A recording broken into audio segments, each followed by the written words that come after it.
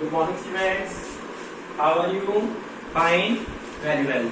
चलिए बेटा, कल हम लोगों ने चैप्टर 5 स्टार्ट किया था, इलास्टिसिटी ऑफ डिमांड। ठीक है, इलास्टिसिटी ऑफ डिमांड का मीनिंग आप लोग समझ गए होंगे। इलास्टिसिटी ऑफ डिमांड क्या होता है?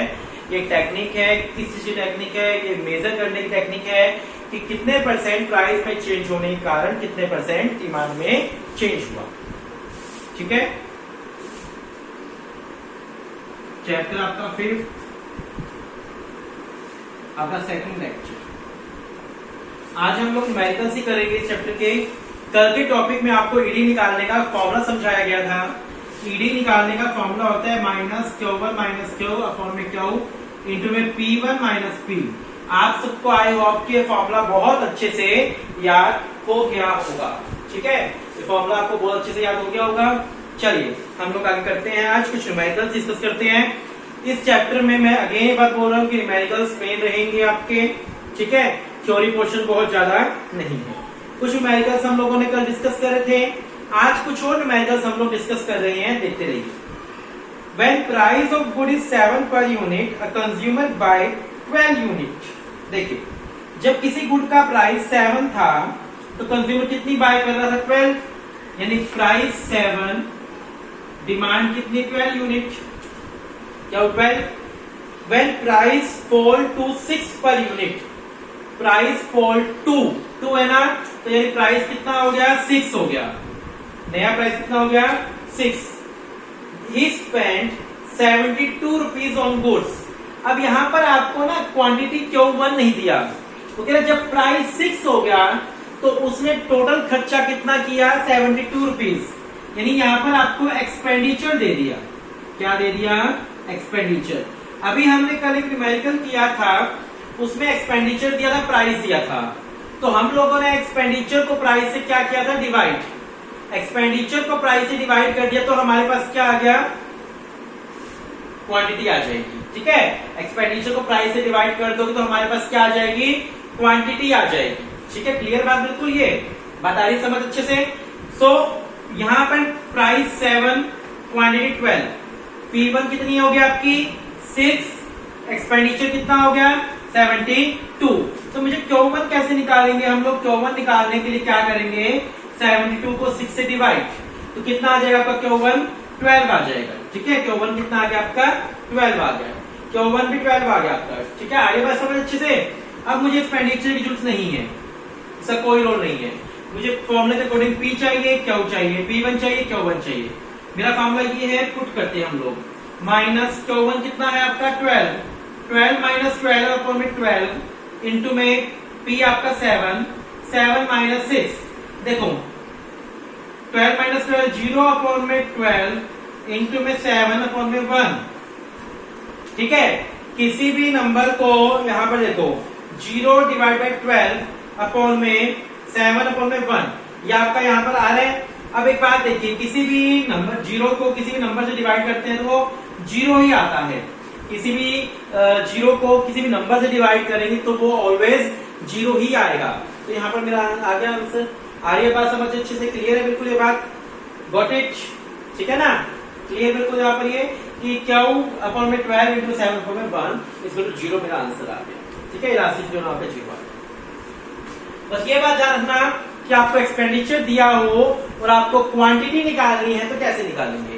एक्सपेंडिचर दिया होगा तो आप क्वांटिटी कैसे निकालोगे, ये आपको क्लियर होना चाहिए बस।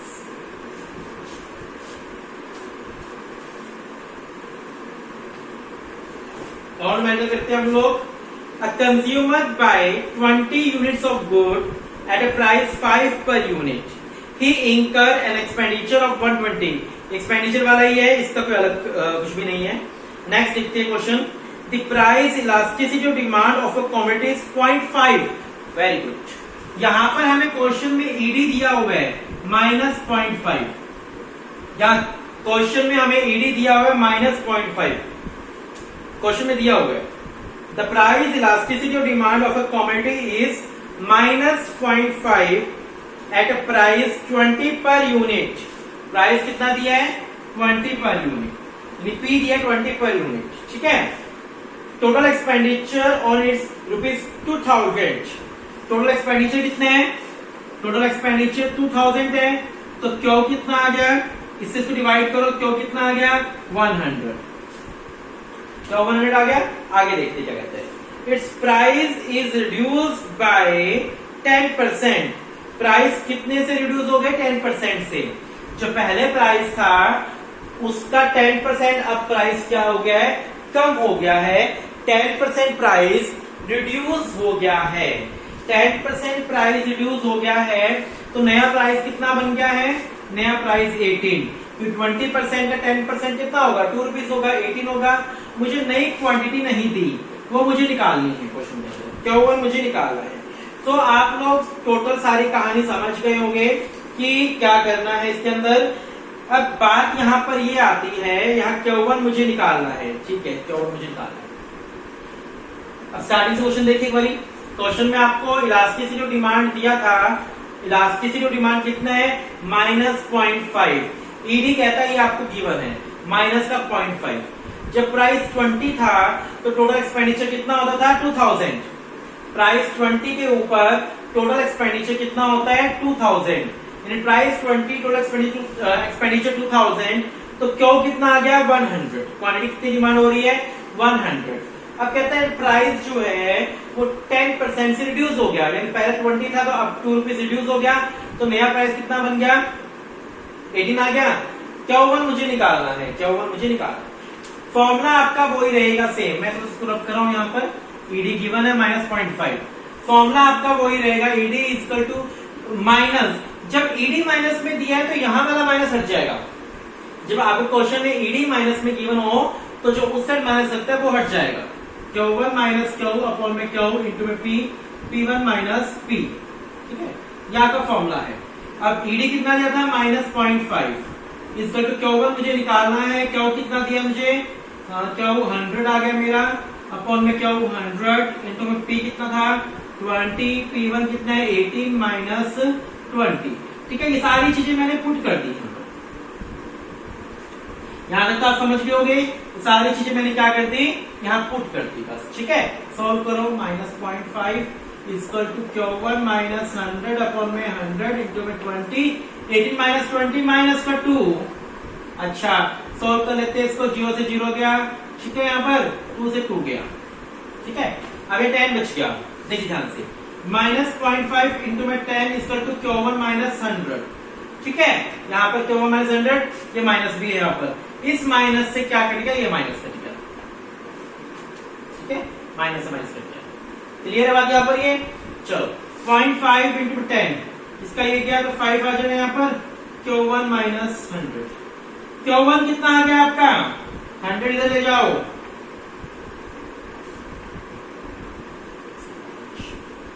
Q1 कितना आ गया 105।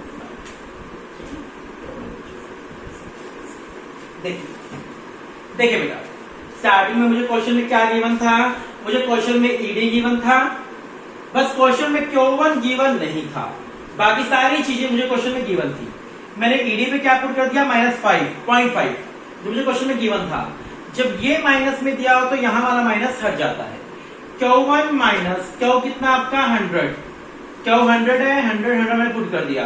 P कितना 20 यहाँ पुट कर दिया। P1 आपका 18 था, 18 पुट कर दिया मैंने P1, और P कितना था आपका 20 यहाँ पुट हो गया, ठीक है। बता रही समझ आपको अच्छे से।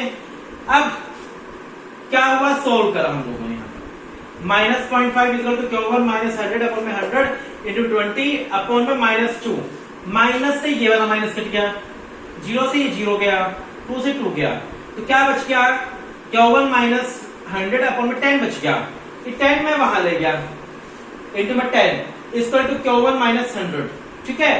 इसे सोल्व किया तो यहाँ 5 आ गया, Q1 माइनस 100 उधर किया तो 105 आ गया, तो Q1 कितना आ गया 105।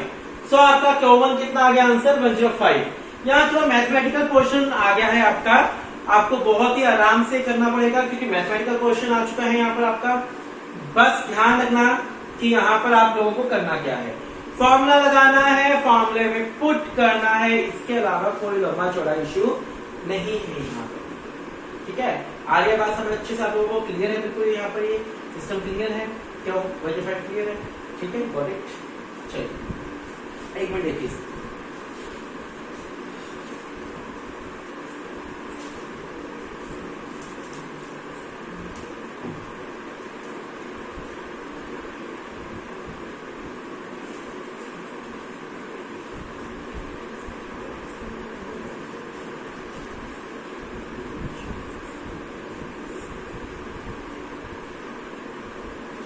चलिए बेटा,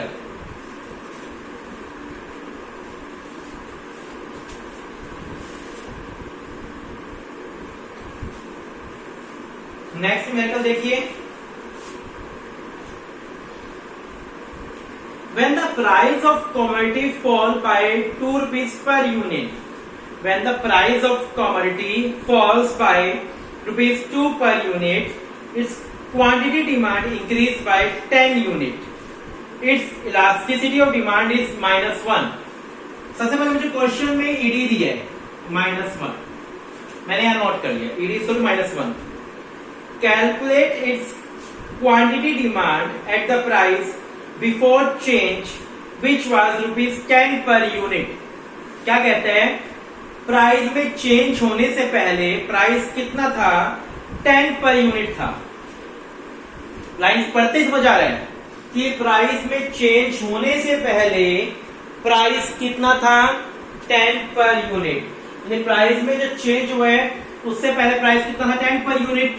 यानी आपका पी कितना था, 10. मुझे क्वेश्चन में क्यों नहीं दिया, क्यों निकालना है. अब कहता है कि यहां पर कि प्राइस कितना राइज हुआ, प्राइस में फॉल हुआ by ₹2 per unit, by price fall by 2 rupees per unit. Price 2 रुपए से कम हो गया, जितना पहले था उससे 2 रुपीज कम हो गया. यानी प्राइस कितना हो गया आपका, प्राइस हो गया 8 रुपीज. प्राइस कितना हो गया, 8 rupees. And demand increase by 10 unit. Demand कितने से इंक्रीज हो गई, 10 यूनिट से इंक्रीज हो गई. डिमांड कितनी इंक्रीज हुई, 10. मान लो पहले x था तो अब कितना हो गया, क्यों, x प्लस 10 मान के चलना, इजी रहेगा आपको, क्योंकि मुझे क्यों नहीं दिया. आप पूरा क्वेश्चन समझो. मुझे ईडी दिया -1, कहता है पहले प्राइस कितना था, 10. पहले प्राइस कितना था, 10 था. प्राइस 2 रुपीज से डिक्रीज हो गया, 10 में से 2 रुपीज डिक्रीज हुआ तो प्राइस कितना हो गया, 8 रुपीज हो गया. बात क्लियर है, बिल्कुल 8 रुपीज हो गया. क्यों इस टर्म क्यों नहीं दिया था, और कह रहा है डिमांड कितनी इंक्रीज हो गई, 10. यानी पहले x की तो अब कितनी होगी, x प्लस 10 हो गई. ठीक है, चलो फॉर्मूला पुट करते हैं हम लोग. ईडी इक्वल टू -1 यहां पुट करें, Q1 minus Q, x plus 10 minus x upon में x, क्यों x है. ठीक है, P, P1 माइनस P, बहुत ही सिंपल, बहुत ही सिंपल. -1 x से x कटा, 10 अपॉन में x इंटू में 10 अपॉन में -2, माइनस से माइनस कटा, x तो यहां गया ऊपर, मल्टीपल में x इक्वल टू 50. 50 आंसर आ गया. x कितना आ गया, 50 मेरा आंसर आ गया. चेक कर लेते हैं, बिल्कुल सही है. x इक्वल टू 50, यानी क्यों कितना आ गया आपका, 50 आ गया. बहुत ही इजी था न्यूमेरिकल. क्वेश्चन में मुझे ईडी गिवन था, ये p गिवन था 10. कहते हैं प्राइस डिक्रीज हो गया 2 रुपीज से. पहले 10 था तो अब 2 रुपए कम हो गया, 8 हो गया. क्यों गिवन नहीं था, x मान लिया मैंने. कहते हैं क्वांटिटी कितनी चेंज हो गई, 10 से बढ़ गई, x प्लस 10 हो गई. इन सबको फॉर्मूला में पुट करा तो x से x कट गया, 10 अपॉन में x बचा, यहाँ पर 10 अपॉन में -2 बचा, माइनस से माइनस कटा यहाँ पर. ठीक है, 2 5 10, यानी x कितना आ गया आपका, 50 आंसर आ गया. कितना आ गया, 50. इस टाइप से कुछ भी निकालने को बोल सकता है आपको. प्राइस निकालने को भी बोल सकता है, क्वांटिटी निकालने को भी बोल सकता है, न्यू प्राइस निकालने को भी बोल सकता है, और आपको किसी भी टाइप से कुछ भी आपको यहाँ पर बोला जा सकता है. इसमें किसी भी प्रकार का आपको टेंशन नहीं लेना कि क्या कह रहा है क्या नहीं कह रहा, कि कुछ भी बोल सकता है इस प्रकार से. ठीक है, आ रही है बात समझ अच्छे से, क्लियर है, बिल्कुल गॉट इट. ठीक है, चलिए एक न्यूमेरिकल और कर लेते हैं आज के लिए, फिर मैं आपको कल किसी कुछ न्यूमेरिकल्स करने के लिए दूंगा.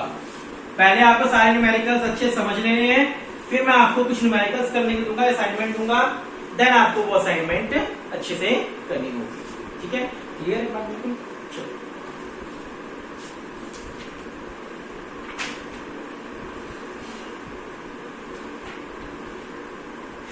देखिए, price elasticity of demand of good is 1.2.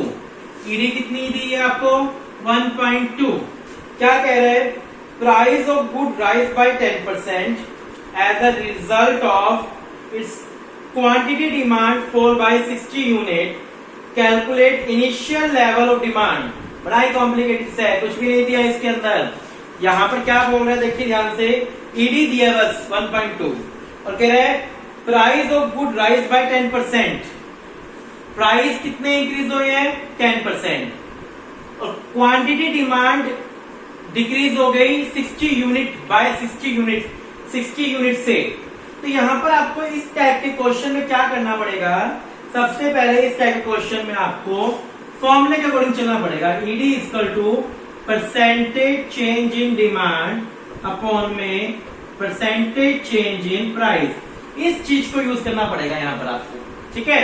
ED 1.2, ये माइनस में नहीं है तो माइनस लगेगा यहां पर, minus percentage change in demand. Percentage change in demand नहीं थी मुझे, इसको एज इट इज छोड़ दो। Percentage change in demand as it is छोड़ दो। परसेंटेज चेंज इन प्राइस दिया है मुझे, कितना परसेंट प्राइस में चेंज हुआ है, 10%। 10 प्राइस में कितना चेंज हुआ है, 10 इंटू 1.2 इक्वल टू यही लाइन, कितना आ जाएगा 12 equal to percentage change in demand. Demand में कितना परसेंट चेंज हुआ है, 12। डिमांड में कितना चेंज हुआ है, 12, ठीक है। अब समझिए ध्यान से, डिमांड में कितना चेंज हुआ है, 12% का। चलो परसेंटेज चेंज इन डिमांड का ध्यान था, हम लोगों ने क्या करा था स्टार्टिंग में, परसेंटेज चेंज इन डिमांड को क्या लिखा था, Q1 माइनस Q अपॉन में Q, ठीक है। Q1 माइनस Q अपॉन में Q लिखा था आपने। तो कितना डिमांड में चेंज हुआ, 12 चेंज हुआ। डिमांड में चेंज कितना हुआ, 12 चेंज हुआ। अब देखिए ध्यान से यहाँ पर आप लोग क्या करना है हम लोगों को, Q1 माइनस Q अपॉन में Q, ठीक है। अब आपको निकालना क्या है, इक्वल टू 12। 12 की इक्वल टू है भाई, ये बात पता है ना आप लोगों को, ये किसके इक्वल टू है, 12 के। अब आपका क्वेश्चन क्या था, आपको क्या निकालना है, इतना डीपी में चौबस उसने क्या निकालो, परसेंटेज चेंज इन डिमांड निकालो। डिमांड में कितना चेंज हुआ, 12। सबसे पहले आपने क्या किया, ईडी किया, ईडी गिवन था, percentage change in price given था, मैंने क्या निकाल लिया, परसेंटेज चेंज इन डिमांड निकाल लिया, जो आपको क्वेश्चन में निकालना था, परसेंटेज चेंज में। ध्यान रखिएगा किसी क्वेश्चन में अगर परसेंटेज की फॉर्म में दिया है, कुछ भी नहीं दिया, कोई हिंट नहीं गिवन, तो वहां पर आपको इस तरीके से ये वाला फॉर्मूला यूज करना पड़ सकता है। तो परसेंटेज चेंज इन डिमांड कितना आ गया, 12 आ गया। क्लियर बात बिल्कुल। ये कुछ और न्यूमेरिकल्स भी हम लोग डिस्कस करेंगे। इसके पहले आपको मैं न्यूमेरिकल्स करने दूंगा, कुछ एक शीट दूंगा ताकि आपको न्यूमेरिकल्स अच्छे से आ जाएं। देन हम कुछ और न्यूमेरिकल्स भी करेंगे और थ्योरी पोर्शन भी करेंगे। ठीक है, आज के लिए इतना करते हैं। Thank you, have a nice day.